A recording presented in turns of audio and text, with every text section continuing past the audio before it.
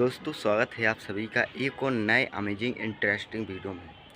आज के इस वीडियो में हम आपको बताएंगे श्री कृष्ण जी के अनमोल वचन जो उन्होंने खुद कहे हैं और उन्हें हम बहुत दूर से रिसर्च करके ढूंढ के ले आए हैं। इन वचनों को आप सुने।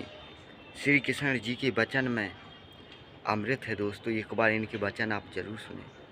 तो इनके द्वारा कहे गए कुछ ऐसे वचन जो अगर हम और आप सुन ले और अपने जीवन में उतार लें तो कामयाब होने से हमें तो कोई रोक ही नहीं सकता। हम भी उतारेंगे अपने जीवन में और आप हमारी वीडियो की मदद से आप अपने जीवन में श्री कृष्ण के वचनों को उतारिए, अप्लाई कीजिए।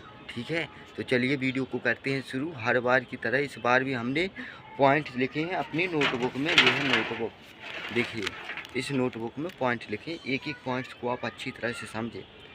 देखिए दोस्तों, पहला पॉइंट्स कहता है श्री कृष्ण जी ने खुद कहा है कि शांत रहें, आप शांत रहें, शांति का परिचय दें, हर परेशानी का सामना आप कर लोगे। देखिए श्री कृष्ण जी भगवान विष्णु के अवतार थे, ये तो सभी लोग जानते हैं। तो भगवान विष्णु के अवतार थे तो वो सब जानते थे कि हमारे साथ क्या होने वाला है।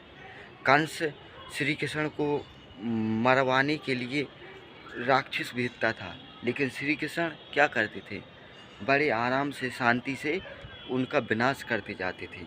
लेकिन श्री कृष्ण को तो पता था कि हमारे पास परेशानी आने वाली है, हमें राक्षस मारने वाले हैं। लेकिन हम और आपको तो ये पता नहीं रहता है कि हमारे पास कब परेशानी आएगी, कब परेशानी आएगी। इसलिए आप शांत रहें, परेशानी आती जाएगी, आप उनका समाधान करते जाएंगे और ऐसा तो हो ही नहीं सकता कि आप कामयाबी के सफ़र में परेशानियों का आपको सामना ना करना पड़े। इसलिए श्री कृष्ण को तो पता रहता था, वो भगवान थे, विष्णु भगवान के अवतार थे, तो वो सामना कर लेते थे शांति से। लेकिन हम और आपको भले ही भगवान के अवतार, इसलिए हम और आपको शांति से परेशानियों का सामना करना है। श्री कृष्ण जी ने कहा है कि शांत रहें, शांति का परिचय दें। ठीक है, चलिए दूसरा पॉइंट है साधारण इंसान की तरह रहें। दोस्तों श्री कृष्ण गोकुल में एक राजघराने परिवार में पले पुसे बड़े हुए, लेकिन जन्म हुआ तो उनका देवकी के गर्भ से जेल में। तो श्री कृष्ण जब गोकुल में रहते थे तो वो एक राजा की तरह रहते थे, लेकिन आपने देखा होगा कि वो मिलजुल कर रहते थे साधारण इंसान की तरह रहते थे साधारण इंसान की तरह।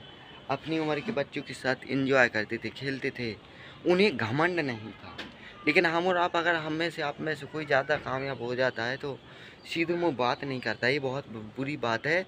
वक्त किसी का साथ नहीं देता है, ना रुपए किसी के साथ देते हैं साथ तो सिर्फ इंसानियत। इसलिए अपनी रुतबा पर घमंड ना करें, ठीक है, साधारण इंसान की तरह जीने की कोशिश करें। ये श्री कृष्ण ने खुद कहा है, मैं नहीं कह रहा हूँ। ठीक है, चलिए तीसरा पॉइंट कहते हैं कभी हार ना मानना। बुरे समय में, विपरीत परिस्थितियों में हम अपने विवेक। देखिए दोस्तों, आप कभी हार ना माने।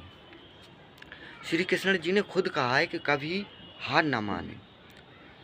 विपरीत समय में, बुरे समय में हम घबराए नहीं, डरे नहीं, रोए नहीं, उदास ना रहें, आत्महत्या ना करें, सुसाइड ना करें, बल्कि बुरे समय में हम अपनी बुद्धि विवेक से काम लें तो उसका भी हम समाधान कर सकते हैं। श्री कृष्ण जी ने खुद कहा है कि बुरे समय में अपनी बुद्धि से विवेक लें और कभी हार ना मानें।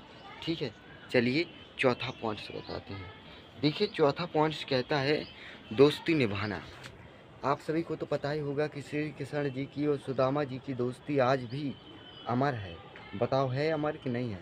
आज भी अमर है और ये अमर रहेगी, क्योंकि श्री कृष्ण जी ने ऐसा काम ही किया।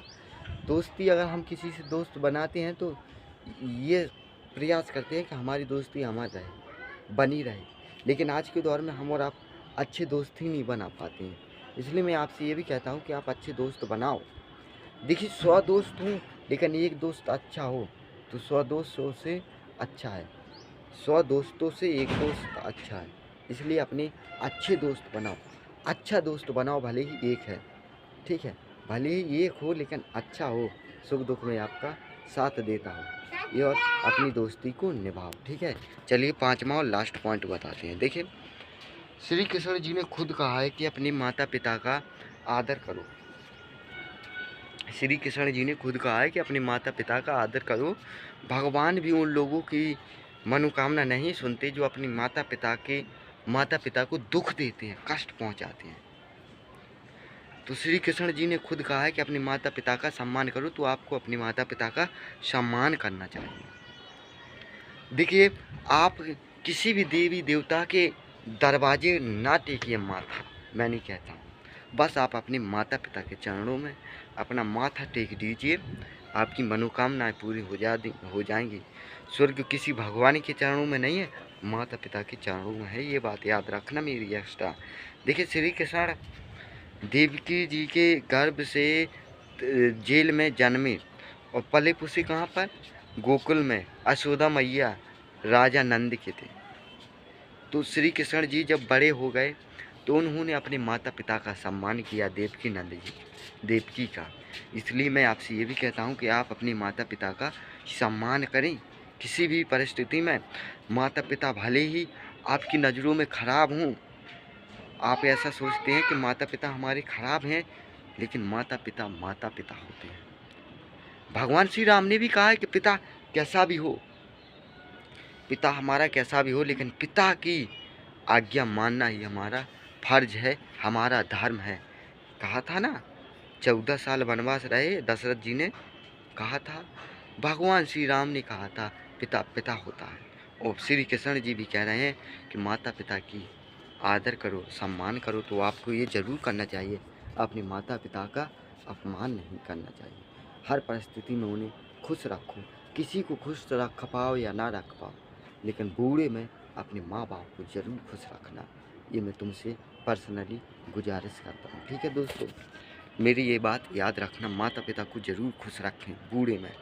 ठीक है, तो यही थे कुछ पॉइंट्स हैं, और हमने कुछ मोटिवेशन की लाइनें भी लिखी थी, अगर हो सकता है तो सुना भी दें।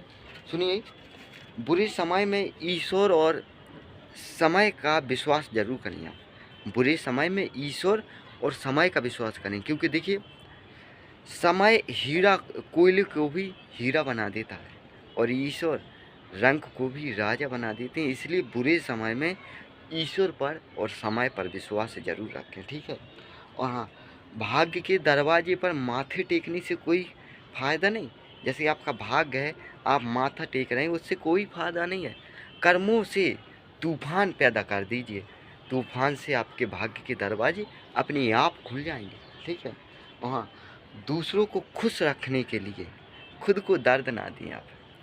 मैंने ये बात अपने ऊपर अप्लाई कर ली है। दूसरों को खुश रखें, लेकिन इतना खुश ना रखें कि तुम्हें दुखों का सामना करना पड़े, दर्द का सामना करना पड़े। तो श्री कृष्ण जी की इन बातों को आप अप्लाई ज़रूर कीजिए अपनी ज़िंदगी में, आप कामयाब हो जाओगे। ठीक है, तो आज के लिए इतना ही। मिलते हैं नेक्स्ट वीडियो में किसी नए अमेजिंग टॉपिक के साथ। जब तक के लिए जय हिंद, जय भारत।